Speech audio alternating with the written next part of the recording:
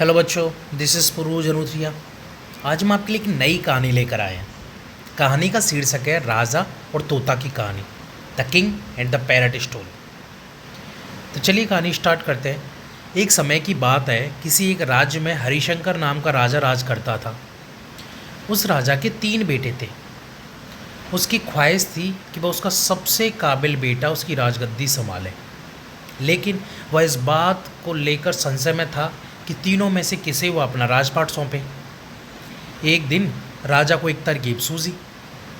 उसने उसी समय अपने तीनों बेटों को बुलाया और कहा, बेटे, आज मैं तुम सबसे एक सवाल पूछता हूँ।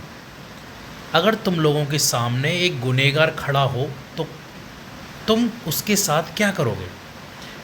इस पर राजा के पहले बेटे ने कहा, उस अपराधी को सजाए मौत दी जानी चाहिए।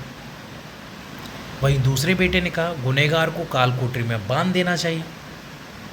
जबकि तीसरे बेटे ने कहा, पिताजी, हमें उसे सज़ा देने से पहले इस बात की जांच करनी चाहिए कि उसने सही में अपराध किया है या नहीं। इस पर राजा के तीसरे बेटे ने सभी को एक कहानी सुनाई। एक राजा था जिसके पास एक बुद्धिमान तोता था। एक बार उस तोता ने महाराज से कहा, मुझे अपने माता और पिताजी के पास जाना है। राजा ने उसकी बात नहीं मानी, लेकिन तोता ने हार नहीं मानी। वह लगातार महाराज से जिद करने लगा कि मुझे अपने माता पिता के पास जाने दें। अंत में राजा ने तोता की बात मान ली और कहा, ठीक है, तुम अपने माता पिता से मिलकर आओ, लेकिन वह ज़्यादा दिन नहीं रुकना। राजा ने तोता को केवल 5 दिन की अनुमति दी और कहा, तुम 5 दिन में अपने परिवार वालों से मिलकर लौट आना। इसके बाद तोता 5 दिन के लिए अपने माता पिता के पास चला गया। छठे दिन जब वह राजा के पास लौट रहा था तो उसने सोचा कि क्यों न वह महाराज के लिए कुछ उपहार ले लिया जाए। फिर वह पर्वत की ओर निकल पड़ा। दरअसल वह महाराज के लिए अमृत फल लेना चाहता था। वह पहुँचते पहुँचते रात हो गई। तोता ने पर्वत पर पहुंचकर फल तो ले लिया, लेकिन रात हो जाने के कारण वह आगे नहीं बढ़ा और वहीं रुक गया। उस रात जब तोता सो रहा था तभी एक सांप वहाँ आया और उसने राजा के लिए अमृत फल जो लिया था उसको खाने लगा। सांप ने फल को खाया, इस कारण उस फल में जहर फैल गया था। हालांकि तोते को इस बात की भनक तक नहीं थी। अगली सुबह जब वह जगा तो फल लेकर महल की ओर चल पड़ा। जब वह महल पहुंचा तो खुशी खुशी सीधे राजा के पास गया और कहा, महाराज, मैं आपके लिए अमृत फल लेकर आया हूँ। आप इसे खाएंगे तो सदा के लिए अमर हो जाएंगे। यह सुनकर राजा काफ़ी प्रसन्न हुआ। उन्होंने तुरंत उस अमृत फल को खाने के लिए मांगा। इस पर एक मंत्री ने कहा, जरा रुकिए महाराज, आप इस फल को बिना जांच किए कैसे खा सकते हैं?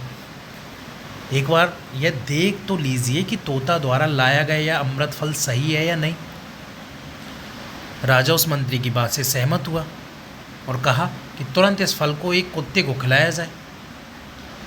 राजा का आदेश पाकर सैनिक ने फल का एक टुकड़ा कुत्ते को खिलाया। फल खाते ही कुत्ते की मौत हो गई।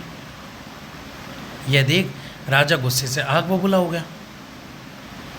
उसने क्रोध में आकर तलवार से तोता के सिर को काट दिया, साथ ही फल को फेंकवा दिया। कुछ साल बाद ठीक उसी स्थान पर एक पौधा निकल आया।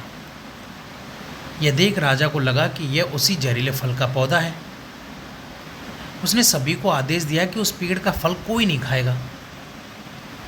कुछ दिन बाद एक वृद्ध व्यक्ति उस पेड़ के नीचे आराम करने के लिए रुका। उसे भूख भी काफ़ी ज़ोर से लगी थी। उसने उसी पेड़ से फल तोड़ा और खाने लगा। फल खाने के बाद वह बूढ़ा व्यक्ति एकदम से जवान हो गया। राजा ने जब यह देखा तो वह आश्चर्यचकित रह गया।